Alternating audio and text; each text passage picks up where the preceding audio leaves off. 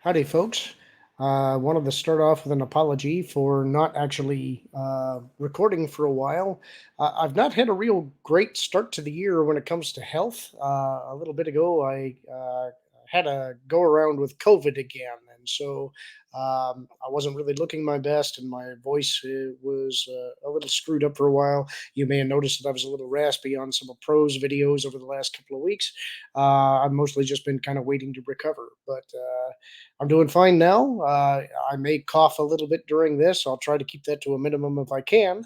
But with that out of the way, let's get into chapter 4 of Vision of the Future.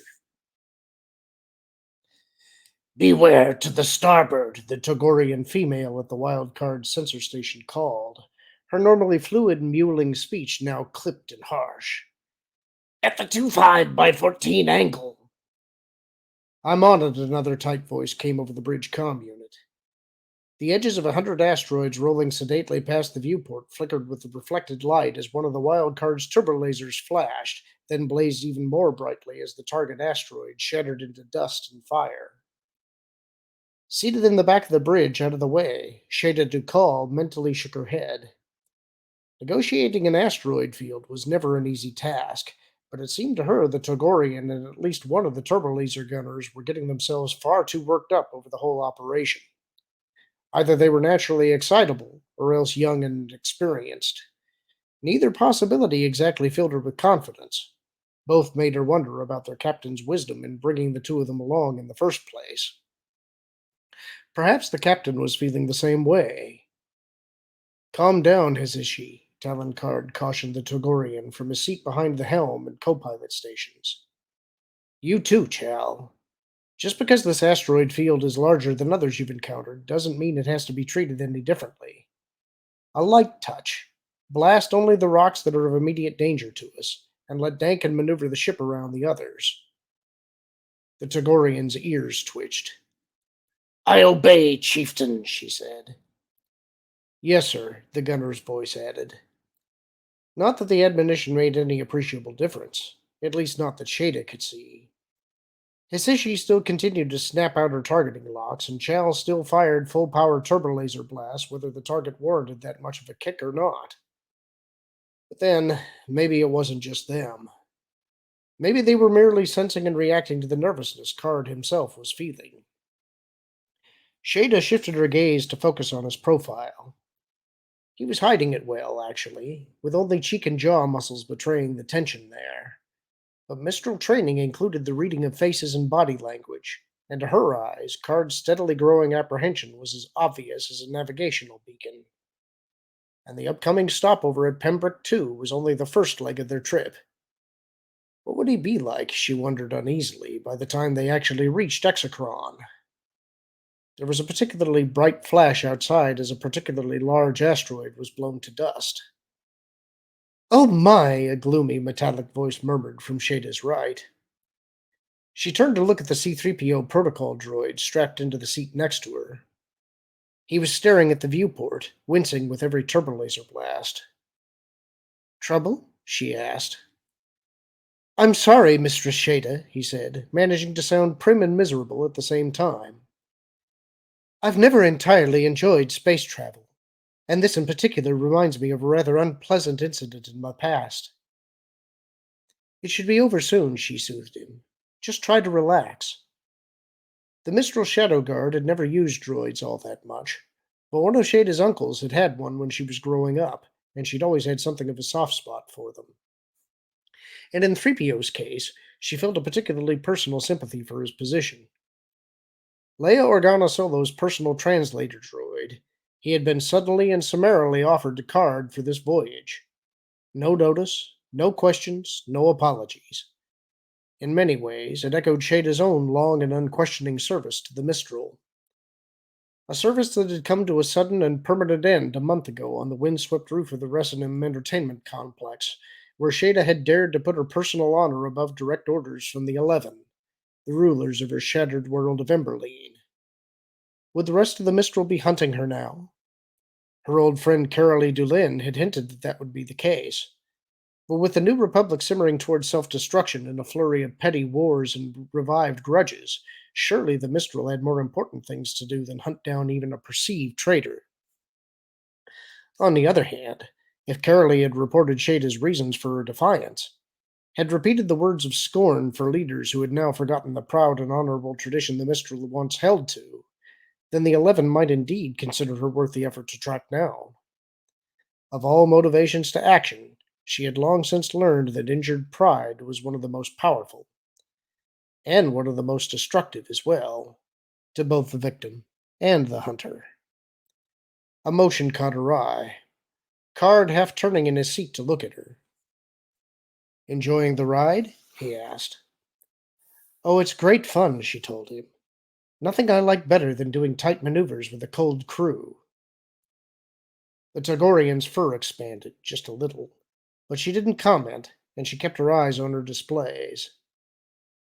New experiences are what give zest to life, Card said mildly. In my line of work, new experiences usually means trouble, Shada countered. I hope you weren't planning on sneaking in, by the way. The way your people are lighting up the field, all of Pembroke too knows we're coming by now.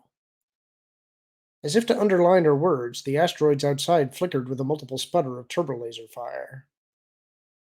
Actually, according to Mera, most ships have to do some blasting on the way in, Card said. His fingers, Shada noted, were tapping gently but restlessly at his arm rest. Even the locals, who supposedly know the routes in and out. We have cleared the asteroid field, Chieftain Card, the Togorian mewled. Shada looked back at the viewport. There were still some asteroids floating past, but for the most part the sky was indeed clear. The planetary landing beacons are in sight, Hisashi added, turning her head and fixing her yellow eyes on Shada. Your junior crew drone may now cease her nervousness. Shada held that gaze for another 2 heartbeats. Then, deliberately, she turned away. Most of the Wildcard's crew had been verbally poking at her in one way or another ever since their departure from Coruscant. Mazik's people had done the same back when she first joined his smuggling group. The usual reaction, she had long ago realized, of a tight-knit crew who had just had a stranger thrust into their midst. One of Mazik's techs had unwisely crossed the line from verbal to physical jabs, and as a result, had spent a month in neural reconstruction facility. Out here, at the edge of civilization, she hoped the Wildcard's crew wouldn't have to learn the lesson the same way. The pilot half turned around. What now, Chief? Take us into orbit, Card told him. There's only one place on the planet that can handle a ship this size. The air with that spaceport. They should be calling with landing instructions any time now. Right on cue, the comm crackled. Bzdumshun, a sharp voice snapped. Secure her with that. Rosbid Boonsnak. Rajud Baklinit Use Burfu. Shada frowned. I thought you said they spoke basic here, she said. They do, Card said. They must be trying to throw us. He cocked an eyebrow at the droid beside Shada. 3PO, do you recognize it?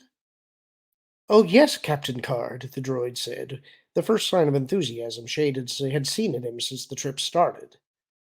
I am fluent in over 6 million forms of communication. This is the dominant Juralian dialect, a language whose antecedents date back to... What did he say? Shada interrupted gently.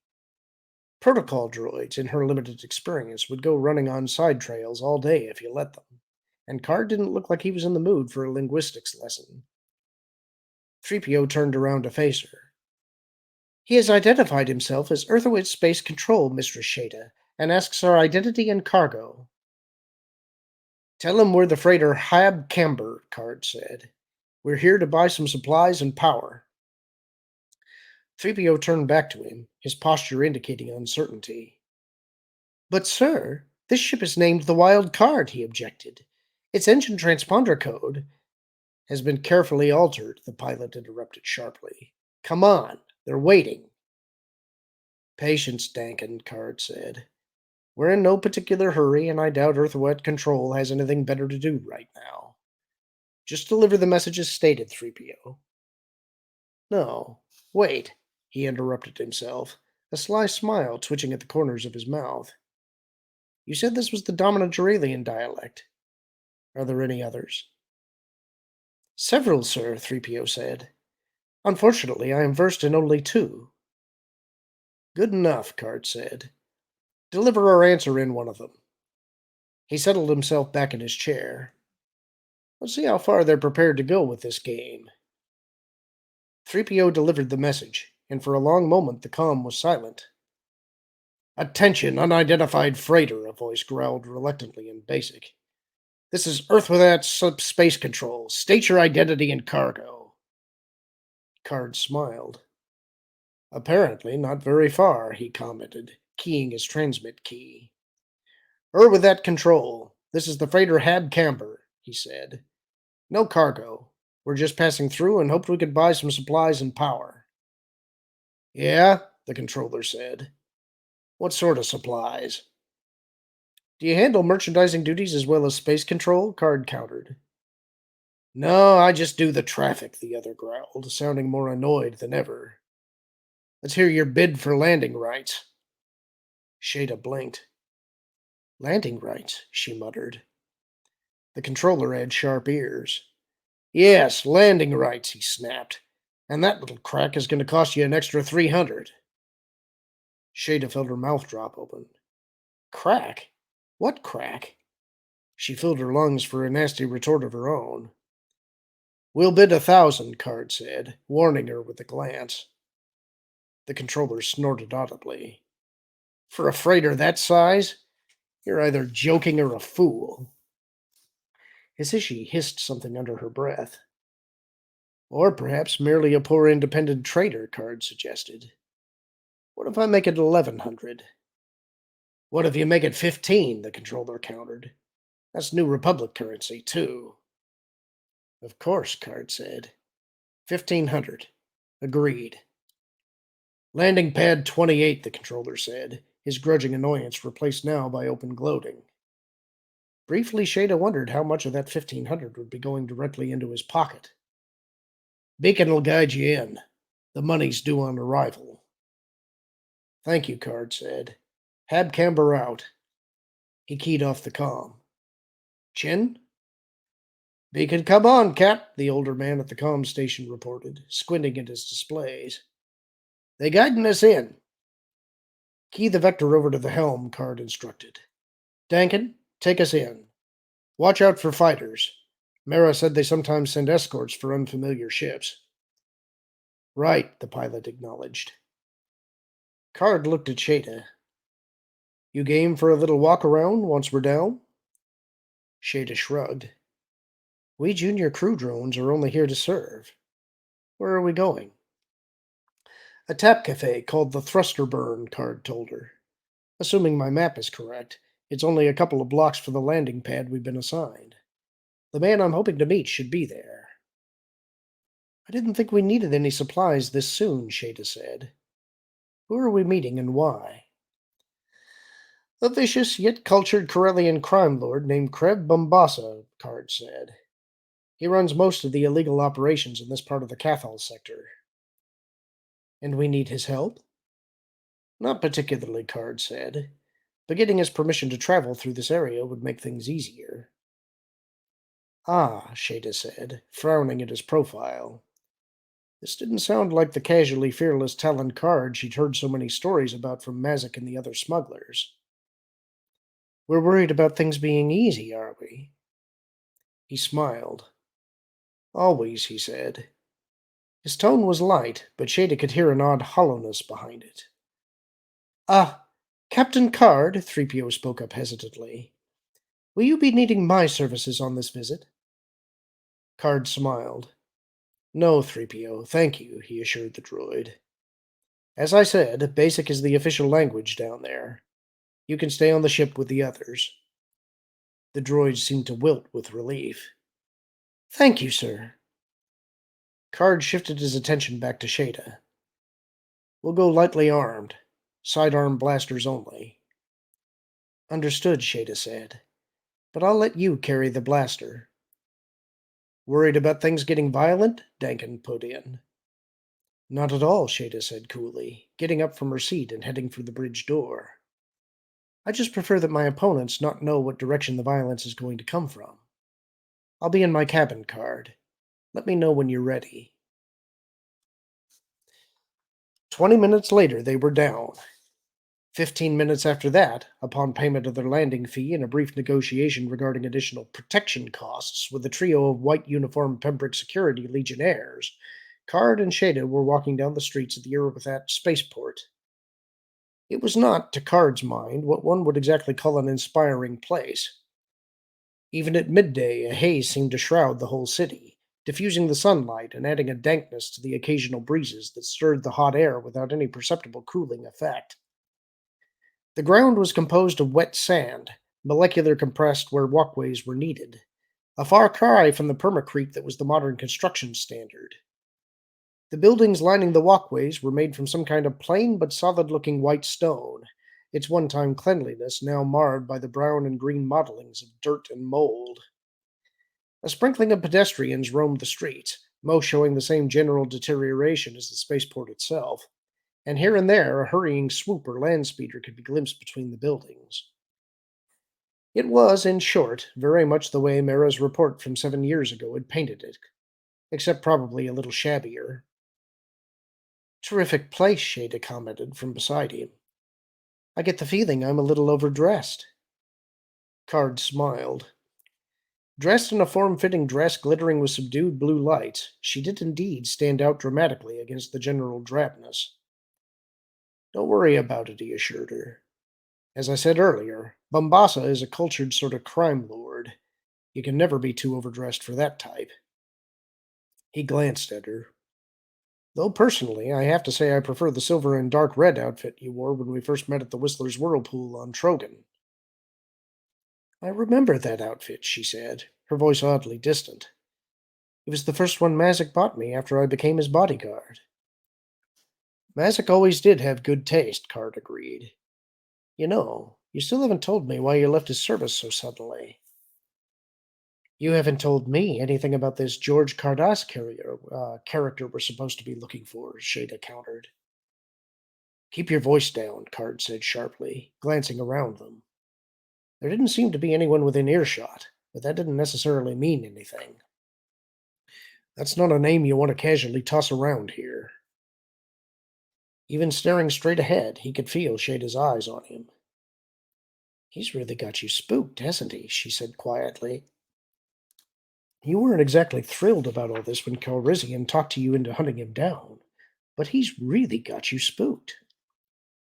You'll understand someday, Card told her, after I'm able to tell you the whole story.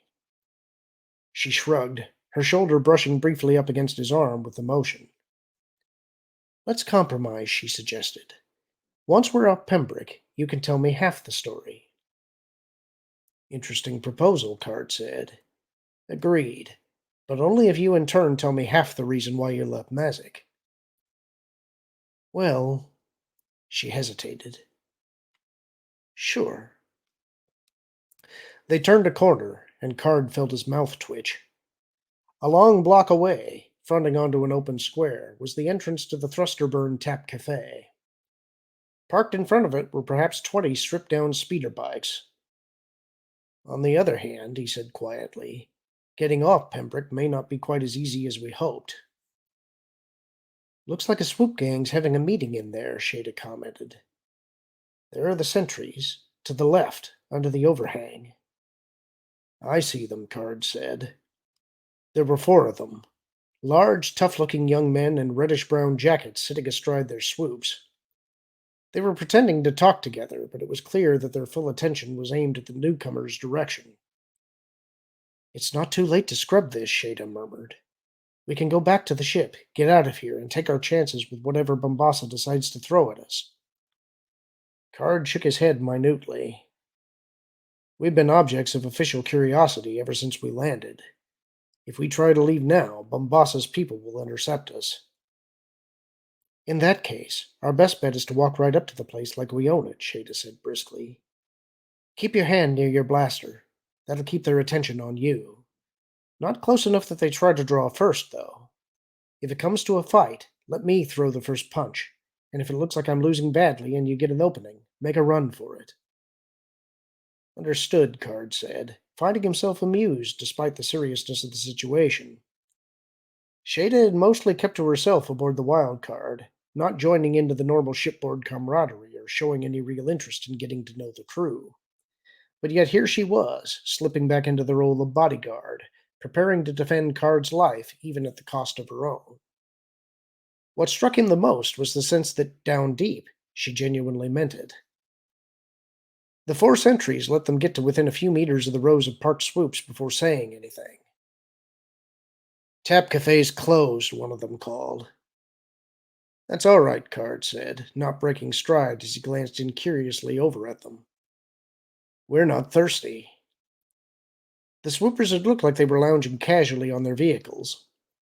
They weren't. Before Karrde and Shade had taken two more steps, they'd zoomed across the square and skidded to a halt between the newcomers and the park's swoops. I said the place is closed, the one who'd spoken repeated darkly, the long maneuvering veins of his swoop pointing very unsubtle threat directly at Karrde's chest. Go away. Karrde shook his head. Sorry. We have business with Kreb Bombasa that can't wait. One of the others snorted. Listen to him, he said derisively. He thinks he could just walk in on Bombasa any time he wants. Pretty funny, huh, Langer? Hilarious, the spokesman agreed, his face not showing any evidence of humor. Last chance, Merc. Leave in one piece or in a bunch of them. Lord Bombasa is going to be very displeased if you don't let us in, Karrde warned. Yeah? Langer sneered, nudging his swoop forward. Like I'm really scared. You should be, Karrde said, taking a step backward as the maneuvering veins poked perilously close to his chest. Shada, he noted peripherally, hadn't moved backward with him, but was still standing where he'd left her, shrinking wide-eyed back from the swoop snorting and vibrating its way alongside her as if terrified by its presence. Lord Bombasa doesn't like to be kept waiting. Then I guess we ought to hurry up and put you in a box for him, Langer said, sneering a little harder. He nudged the swoop forward another meter, forcing Karrde to take another rapid step backward. Not quite rapid enough. The tips of the maneuvering veins jabbed sharply against his chest before he could get out of the way. One of the other swoopers chortled. Grinning maliciously, Langer gave the swoop another burst of the throttle, clearly intent on knocking Karrde down this time. The movement brought him directly alongside Shada, and in that instant, she struck.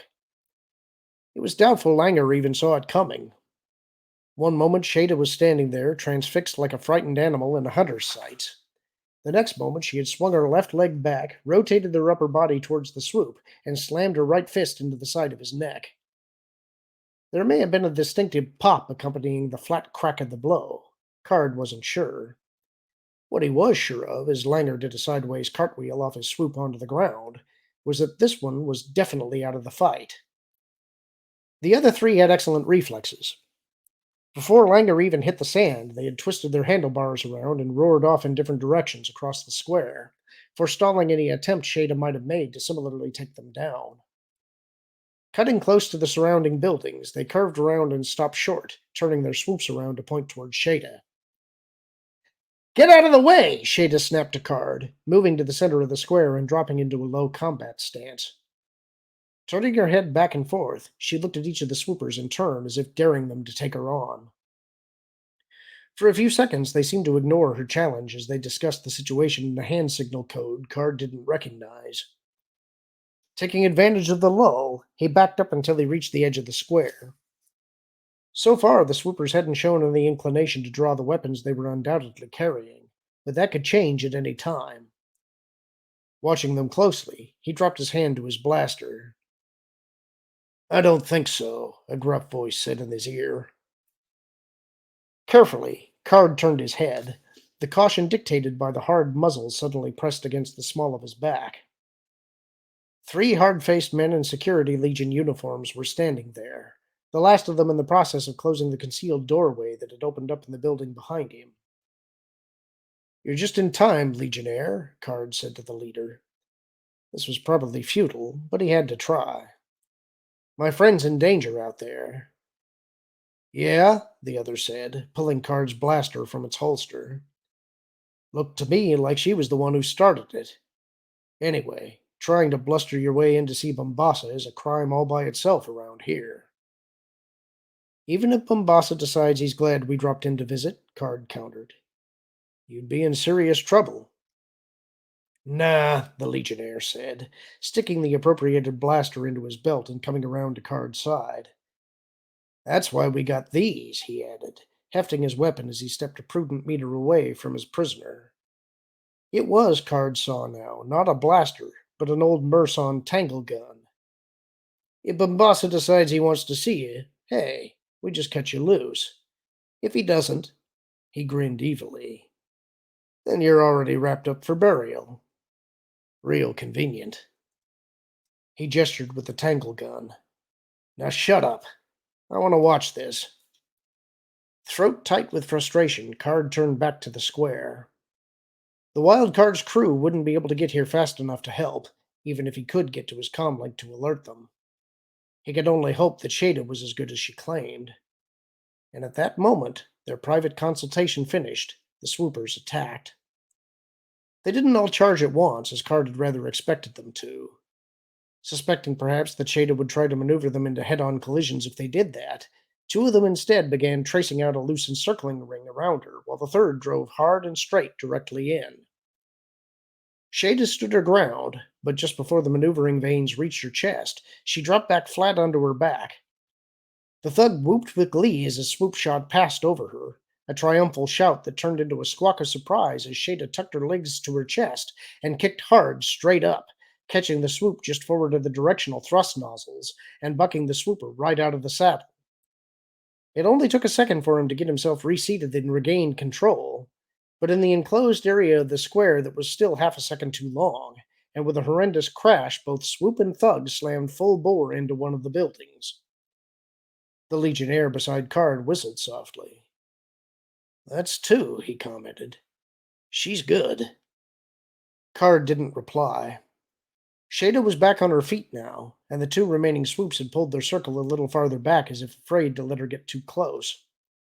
If they decided that she wasn't worth the risk of another wreck and pulled their blasters. And then he noticed one of the swoopers glaring at the trio of legionnaires, and with that single look, he realized that the use of blasters was now completely out of the question. With this many witnesses watching, pride alone dictated that they deal with her without weapons. The two swoops were still circling. Come on, Barsky, the head legionnaire called. Not afraid, are you? Scrub it, Merc, one of the swoopers snapped back.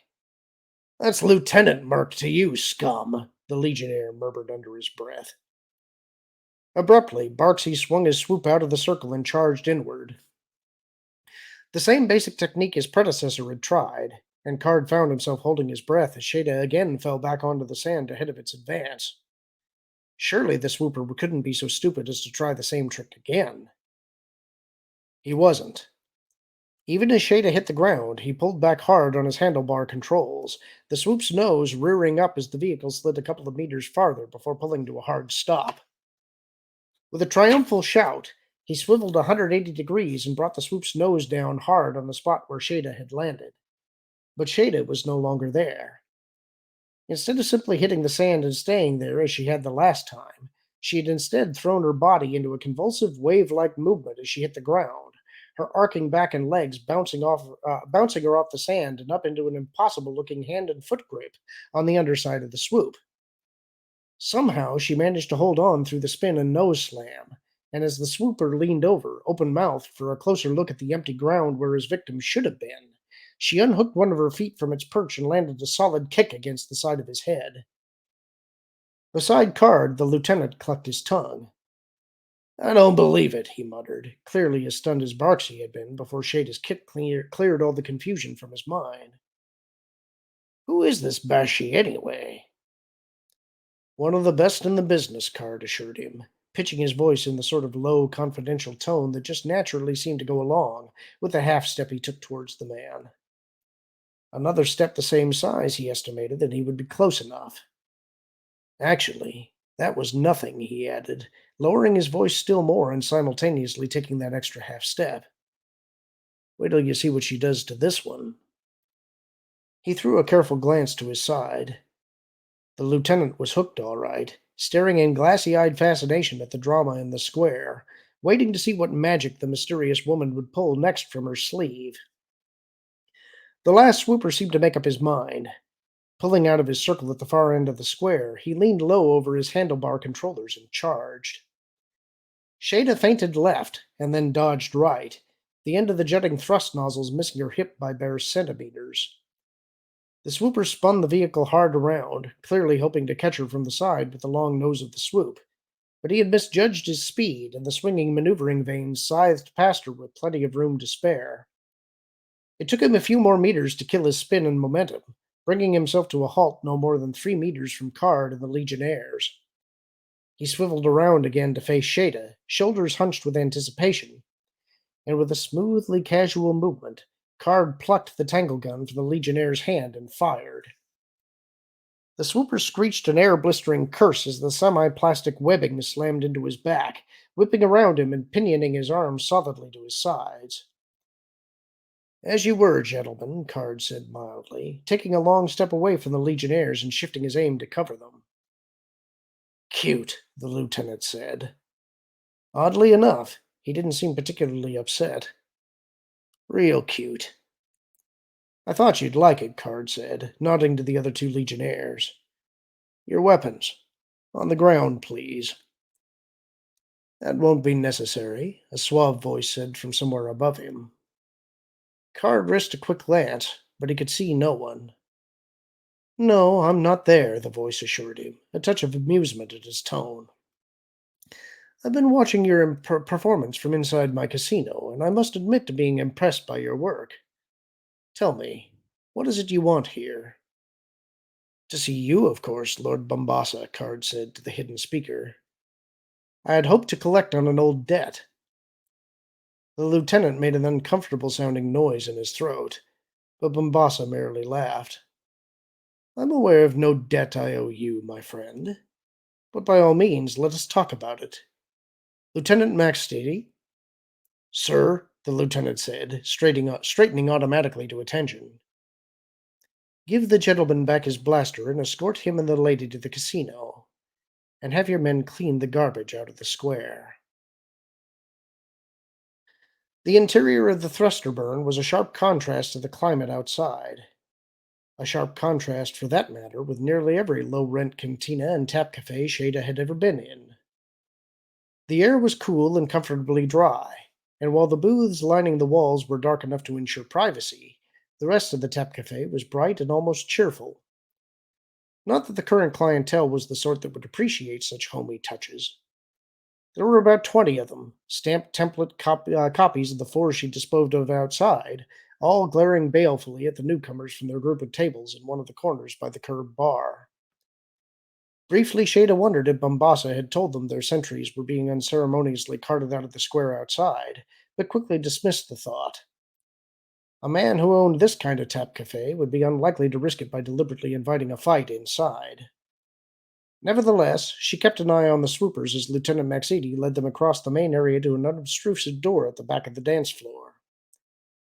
The door opened as they approached, giving them a glimpse of a small back room, and a large, dark-eyed human stepped out. He threw a measuring glance at Karrde, an even longer one at Shada, and then nodded to the Legionnaire. "Thanks," he said to the latter, dismissing him with that single word, then looking back at Karrde. "Come on in," he invited, stepping aside to let them pass.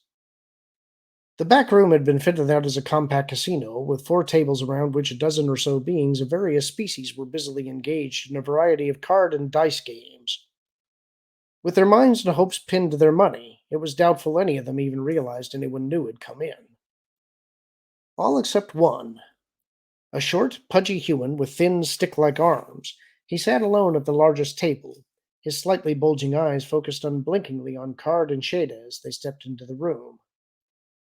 2 large men with the same bodyguard look as the one now closing the door behind them stood at attention beside the pudgy man's chair, also eyeing the newcomers. Shada grimaced, not liking this at all. But Card didn't hesitate. "Good day, Lord Bombassa," he said, stepping right up to the edge of the table. "Thank you for seeing us on such short notice." The two bodyguards seemed to tense, but Bombassa merely smiled thinly. "Like the legendary Rastus Kahl, I am always available to those who intrigue me," he said smoothly. "And you do indeed intrigue me." His insect-like eyes shifted to Shada. "Though for a moment there I thought you had run out of tricks," he added. "If your companion hadn't snatched the lieutenant's tangle gun, you would have been in trouble." "Hardly," Shada told him coolly. "I caught a reflection of him moving towards the Legionnaires and guessed he was about to try something. If it didn't work, he was going to need my help right away, and the swooper would keep." Bombassa shook his head admiringly. "An amazing display, my dear. Truly amazing. Though I'm afraid that in the process you've ruined your gown. Perhaps I can arrange to have it cleaned before your departure." "That's most generous of you, my lord," Card said before she could answer. "But I'm afraid we won't be able to stay on Pembroke that long." Bombassa smiled again, but this time there was a distinct glint of menace to the expression. "That remains to be seen, my friend," he warned darkly. "And if you're another New Republic or Cathal Sector emissary seeking to annex my territory, you may find your departure considerably delayed." "I have no ties to any governmental group," Card assured him. "I'm merely a private citizen here to ask a favor." "Indeed," Bombassa said, toying idly with the subtly glittering throat pendulum around his neck. "I have the distinct impression you don't realize what my favors cost." "I believe you'll find this one has already been paid for," Card countered. "And it is only a small favor, after all. We have an errand to run inside your cartel's territory, and we'd like safe passage through your various pirate and hijacking gangs until we completed it." Bombassa's eyes widened politely. "Is that all?" he said. "Come, come, my dear sir. A large, tempting target like your freighter, and you want safe passage?" He shook his head sadly. "No, you don't understand my fee scale at all." Shada felt her muscles tensing, consciously relaxed them. All three bodyguards were armed and competent looking, but if nudge came to punch, she doubted any of them had ever faced a Mistral before. Unfortunately, unlike the case with the swoopers, she wouldn't have the luxury of leaving them damaged but alive. She would have to take out the one behind them first. "My mistake," Card said, his tone almost offhand. "I assumed that when someone had saved your life, you would be more grateful." Bombassa had been in the process of lifting a finger towards the bodyguard standing beside him. Now, at Card's words, he froze, the finger poised in midair. "What are you talking about?" he demanded cautiously. "I'm talking about a situation that occurred here a little over 6 years ago," Card said. "One in which a rather dapper gentleman and a young lady with red gold hair foiled an assassination plot against you." For a pair of heartbeats, Bombassa continued to stare at Card. Shada threw a surreptitious glance at the two bodyguards, mentally plotting out her attack plan, and with a suddenness that startled her, Bombassa burst out laughing. The other gamblers in the casino paused in their activities, turning to gape momentarily at what was apparently an uncommon sound in their quietly desperate little world. Bombassa, still laughing, gave a hand signal, and the bodyguards visibly relaxed. "Ah, my friend," he said, still chuckling. "My friend indeed. So you're the mysterious chieftain the young lady spoke of when she refused to accept any payment." "I'm the one," Card said, nodding. "I believe she also suggested that a man of your obvious breeding wouldn't mind carrying the debt until it could be properly repaid." "She did indeed." Bombassa waved a thin hand at Shada. "And now you bring this one. I would never expected there to exist even two such beautiful yet deadly ladies, let alone loyal to the same man." He cocked an eye toward Shada. "Or are you committed to this man, my dear?" he added. "If you would be interested in discussing a change of career, I could make it well worth your while." "I'm not committed to anyone," Shada said, the words hurting her throat as she said them. but for the moment I'm traveling with him. Ah. Bombassa peered closely at her as if trying to gauge her sincerity, then shrugged. If you should change your mind, you have barely to come see me, he said. My door will always be open to you. He returned his attention to Card. You are right. I do indeed owe you, he said. Before you leave, I'll provide you with a special ID overlay for your ship that will identify you as being under my protection. His lips compressed. However, though it will certainly protect you from members of my cartel, it may at the same time create extra danger for you. Over the past year, a vicious new pirate gang has relocated to this area, one which we have so far been unable to either eliminate or bring under our control. I suspect they would consider a freighter under my protection to be a particularly intriguing challenge. Card shrugged. As you pointed out earlier, we would be a tempting target regardless of that. We are, of course, not nearly as vulnerable as we appear. I have no doubt of that, Bombassa said. However, the enemy is quite well equipped with a sizable fleet of Soresub Corsair class assault starfighters, as well as a number of larger ships. If you can spare the time, perhaps you would allow my people to do some quick upgrades on your weaponry or shields. I appreciate your offer, Card said, and if circumstances were otherwise, I would be all too happy to accept. But I'm afraid our errand is a pressing one, and we simply can't afford to take the time. Ah, Bombassa said. Very well then. Leave when you must. The ID overlay will be ready when you are. He smiled slyly. And of course, for you there will be no exit visa required. You're most generous, my lord, Card said, bowing slightly at the waist. Thank you. And the debt is now paid. Taking Shada's arm, he turned to go. One other thing, my friend? Bombassa called them back. Neither of your associates gave me their names when they were here, nor would they tell me yours. I would appreciate it if you would satisfy my curiosity. Beside her, Shada sensed Card brace himself. Of course, Lord Bombassa. My name is Talon Card. The pudgy figure seemed to sit up a little straighter. Talon Card, he breathed. Indeed. Some of my, business associates have spoken of you. Often at great length. I'm sure they have, Card said. Particularly those Hut agencies with whom your cartel has ties. For a moment, Bombassa's eyes narrowed. Then his expression cleared and he smiled again. The Huts are right. You indeed know far more than is healthy for you. Still, as long as you don't seek to extend your organization into my territory, what have I to fear?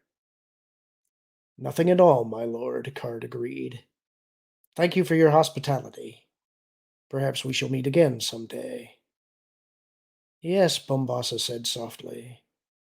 There is always that chance. The Legionnaire Lieutenant, Maxidi, offered to get them a ride back to their landing pad, but Card declined. It was only a short walk after all, and after a taste of the Pembroke climate, the somewhat austere conditions aboard the Wildcard would seem that much more pleasant. Besides, after the tone of that last exchange with Bombassa, it wouldn't do to look as if they were hurrying to get away from him. Who's Rastus Cal? Shada asked. With an effort, Card brought his mind back from dark visions of vengeful crime lords having second thoughts. Who? Rastus Cal, Shada repeated. Bombassa dropped the name right after we were shown in.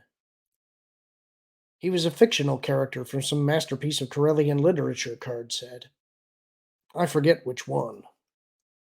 Bombassa is quite literate, or so I've heard.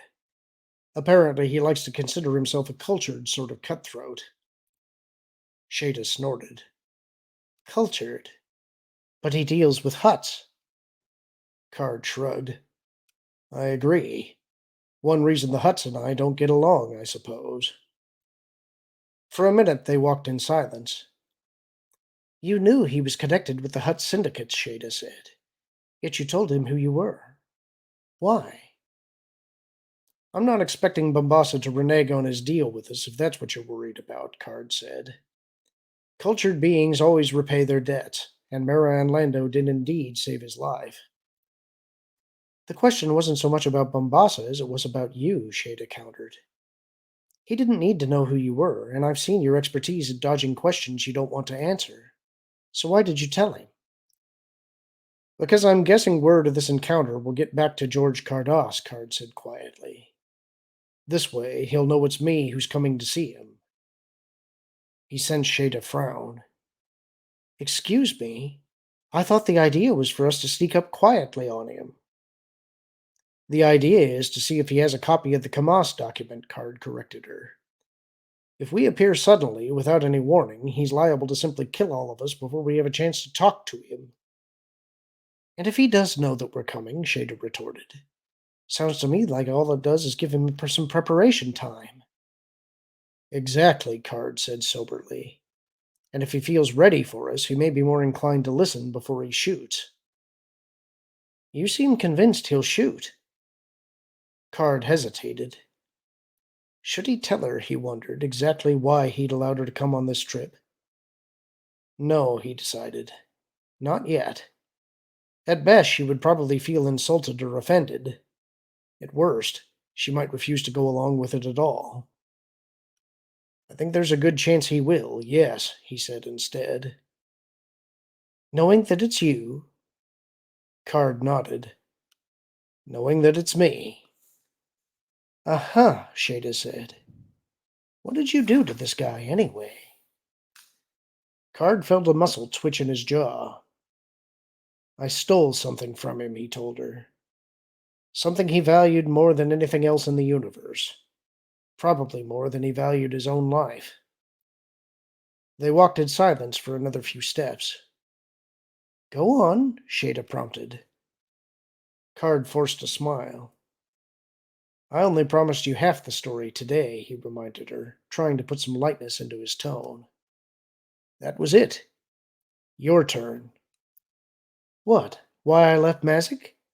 Shada shrugged. There's not much to tell. I left because a bodyguard who becomes a target herself can't do much good for anyone else. So Shada had become a target. That was very interesting indeed.